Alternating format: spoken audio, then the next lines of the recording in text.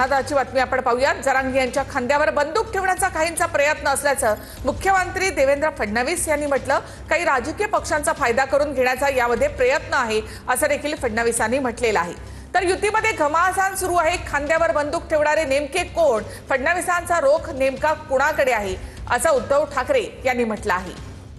आमच्याकरता हे आंदोलन राजकीय नाही, आम्ही याला सामाजिक चष्म्यातनं पाहू। काही राजकीय पक्ष हे त्यांच्या खांद्यावर बंदूक ठेवून आपला फायदा करण्याचा प्रयत्न करतायत, पण त्यांचं नुकसान होईल, फायदा होणार। कोण आहे ते बघा ना।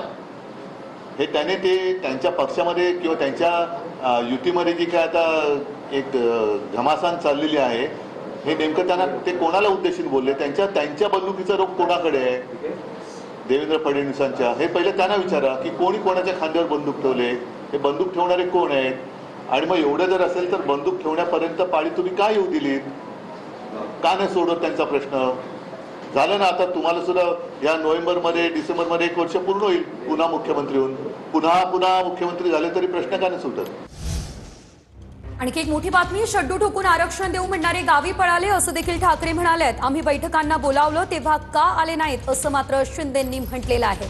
एकंदरीत आपण पाहतो हे आरोप प्रत्यारोप होत असल्याचं दिसतंय। हे बघा, मी तुम्हाला सांगतो की पूर्ण जबाबदारी सरकारची आहे आणि ज्यांनी एक आम्ही तुम्हाला आरक्षण देऊ म्हणून शड्डू ठोकले होते ती लोक कुठे राहतात? का गावी पळाले? का नुसती दर्शने घेत चाललेले आहेत? एवढा जनता जनार्दन मुंबईत आल्यानंतर त्यांना सामोरे जाणार, नुसतं घरोघरी काय फिरताय सगळीकडे? जे आम्ही दिलं ते जे आज टीका करतायत त्यांनी टिकवलं नाही। त्यांची भूमिका त्यांनी स्पष्ट केली पाहिजे की काय भूमिका आहे तुमची यांच्या आंदोलनावर। आणि जेव्हा आम्ही बैठकीला बोलवतो, जेव्हा मी मुख्यमंत्री असताना, तर बाहेर तर खूप काय बोलतात, समाजाला पाठिंबा बैठकीला येत नाहीत। ही असली दुटप्पी भूमिका का घेता? जी भूमिका आहे ती स्पष्टपणे घ्या।